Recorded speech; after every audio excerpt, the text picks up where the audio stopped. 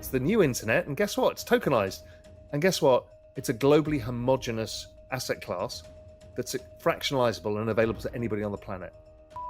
This is the most powerful. We're giving a global utility and saying you can all share in it. And it's a race to buy as much as you can as early as you can. People don't get this. They all think crypto's a scam. They don't get. We're basically giving everybody a chance to own the entire rails of the future. Yeah. In this interview with Blockworks Macro and RPal, we explore the impending technological revolution driven by AI and its impact on the global economy, the unprecedented crypto wealth creation opportunity as the market heads toward a potential $100 trillion valuation, and the shifting geopolitical landscape influencing markets worldwide. Bitcoin is trading at $95,000 with recent market changes reflecting increased volatility. Don't forget to subscribe, and hit the notification bell to stay updated with the latest in crypto and blockchain technology. Yeah, in kind of everything. There's two regime shifts. One is this secular trend, this exponential age of technology that people are starting to get. They still barely get it. And then we've just had this political shift, which is like an accelerant in the middle of that.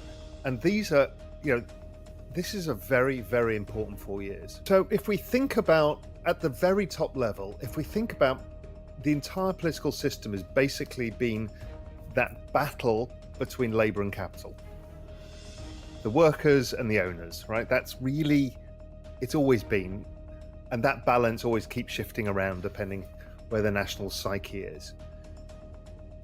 But what happened this election was, it was run on those grounds, but it was not won on those grounds. The people who won the White House, it's not Donald Trump. He's a one-time president.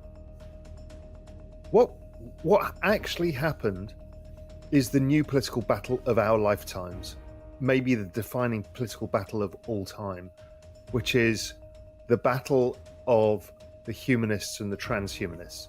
So before I get into that, what's happened is the technologists, the accelerationists, have taken the White House. I mean, at every level. JD Vance was one of them, Vivek's one of them. Elon Musk is literally the king of all of them. He saw the bet, he backed the entire thing, pushed it through. Look at the largest PACs.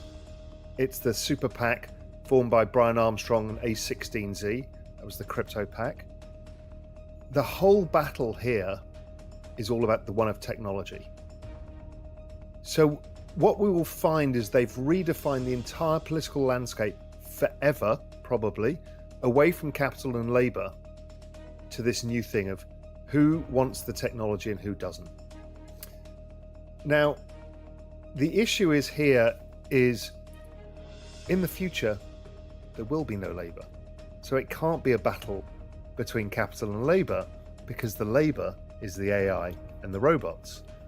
The battle is going to be how fast we want to accept this technological change. But if you realize how fast this is all happening, how fast AI is developing, we will be at AGI by the time the presidency changes. We will have gone to Mars by the time the presidency changes. We will have one man owning the largest private communications network in the world by the time this finishes. We will have crypto adopted in the financial system. So this is why the Super PAC has raised another 110 billion for the midterms. This is their one shot at a free run of completely changing the course of history. So it's not about politics. It's not about woke versus this and all the things we think it is. This is going to be the fastest pace of change in a 4-year period I think humanity's ever lived through. So we've got three major flashpoints: the Middle East, Russia, and China, Taiwan. And we're all kind of expecting maybe something. I thought something will happen in the Middle East because MBS had kind of been elevating himself as the power broker, making friends with the Israelis, and then speaking to the Iranians. I'm like, yeah, something's happening here. Then Hamas saw what was happening, and it had one choice before peace broke out, which was like, we need to force the Israelis to go to war. And so that's been happening, and Israel is dealing with that now. Trump has always said that this is an issue that will be resolved, and basically Israel gets a chance to clean up. There'll be some sort of support for the area. They've already said they've finished the business right now with Hezbollah, and hopefully we get to a period of peace with the Israelis, the Saudis, and the Iranians tacitly kind of agreeing. That tit for tat, you could see that there was some agreement, which is don't over-escalate this. Okay, so that's that one, fine. Russia, Ukraine, the Biden administration nuked the last peace effort, and Trump is basically like, I'm not going to tolerate this. You guys, I mean, Ukraine's been fought over for centuries. It's like, you're just going to have to give up ground and split the country and get on with it. And I think they're both accepting that. So they've kind of gone to the table. But I'll come back to that because that got started actually also by the Biden administration. So we had a global macro investor roundtable. That's my kind of main kind of premier research service. And it was in, where were we? Marrakesh. And we're all sitting around chatting, and people were presenting negative China trades, the typical macro trade, China's going to blow up. And then we had David Masson, who works with me on GMI and the Exponentialist, talk about Taiwan Semi and how it's a good trade. And we were all just kind of kicking these ideas around, and it suddenly came out of conversation. It's like, oh, we're missing the whole picture. And the whole picture was Gavin Newsom, the shiny-faced, straight out of a box, non-geopolitical threat, turns up in Beijing, right? He's the governor of California and gets an audience with Xi. Xi and the US at the time were like clashing heads. Like, this is the weirdest thing. It's fine if he met the governor of some province, but Xi, he is a messenger and he's coming with something.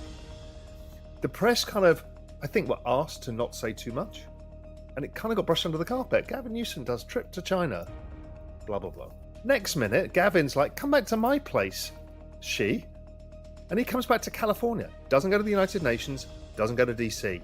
He goes to California, meets the tech leaders, and goes back. And I thought about this for a while. I'm thinking, that's the most bizarre thing. And I thought, you know what? I think they've done a deal on Taiwan. That's the only reason Xi would meet him and the only reason he'd go to the US. The one thing that was important enough for him to drop everything and drop the rhetoric with the US is Taiwan. And then I dug in and realized that Taiwan Semi has built 3 plants in Arizona, 1 in Germany and 1 in Japan. So we've taken the Taiwan Semi threat because Taiwan Semi is existential for all of AI. And the game theory suggests that it's too big an issue for anybody to go to war over Taiwan. Because if the Chinese invade first, we destroy Taiwan Semi, we've lost all of that technology. If the US does anything, China will try and invade. There's no way Taiwan Semi is unscathed in this, and everybody suffers. So the US is like, we will build, you buy time, you can have Taiwan on your terms. But we're going to do this. So the first thing Xi did when he went back to China, he went almost the following week to Europe. Like kind of instant Europe trip. And he met with Macron only. And he basically, I think, said, we need you to approve this. And the Europeans said, yeah, but. And they said, what's the but? It's like, Russia. Xi goes back.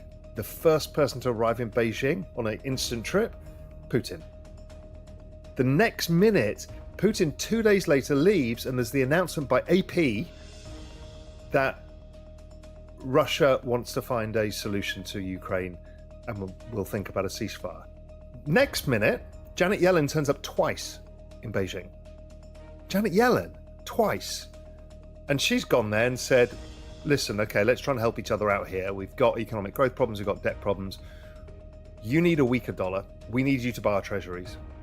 We need to get our old economy back, And so there's been, the whole thing feels like there's been a de-risking. So if I'm right that the world has de-risked and we've got a technological revolution that's accelerating and the Fed have taken the entire left tail risk out of the credit cycle, this is going to be the greatest 4-8 years of our lifetimes in terms of the ability to make money. So it's like staggering. And I know it sounds like hopium, but I've been following this and writing about it in GMI, and every single thing has proven to be true so far. As highlighted by Raoul, let's delve into the technological revolution driven by AI and how it is poised to transform economies. We will also explore the unparalleled wealth creation opportunities in cryptocurrency expected in the coming years, along with the effects of shifting geopolitical dynamics on global markets. In a world of AI, we can prove we're humans. You know, we've been talking on X, there's a bunch of people talking about KYC, AML compliance, right? That's really should just be a once a year thing with a zero knowledge token, and I just pass it to every, and it just does it instantaneously. Well, we don't, because it employs millions of fucking accountants, administrative firms, and all of this stuff. It's madness. So all of this can change. Then obviously in a digital world, everything digitalized goes to zero in value or cost, almost instantaneously. We've seen it with everything. But what blockchain does is create digital scarcity. Okay, that's a profound topic, which is why it's be able to create Bitcoin, but also it allows you to have smart contracts of any contract and all of this. So it's the efficiency layer as the internet scales that we have to reorganize around what we call Web3 now. And it, you know, people think it's all to do with crypto prices, token price, nothing to do with that. It's just an internet for the future, because we're living more and more digitally. You know, we have digital goods now, things we didn't have 20 years ago. Now, so this becomes very important. Instantaneous contracts, and everybody's around the world. I mean, 20 years ago, you and I couldn't do this. We'll be on a phone with each other, right? It's happening so fast. So crypto is that, but it's also the efficient rails for the financial system, just at simple level. An equity that is tokenized is instantaneously settled, globally available. You know, if you think of the US wants people to access its capital markets, well, this is the way. Look at bloody stablecoins. That's global fractionalizable euro-dollar market. You know, one of the largest markets the world's ever seen. This is now getting bigger because of this.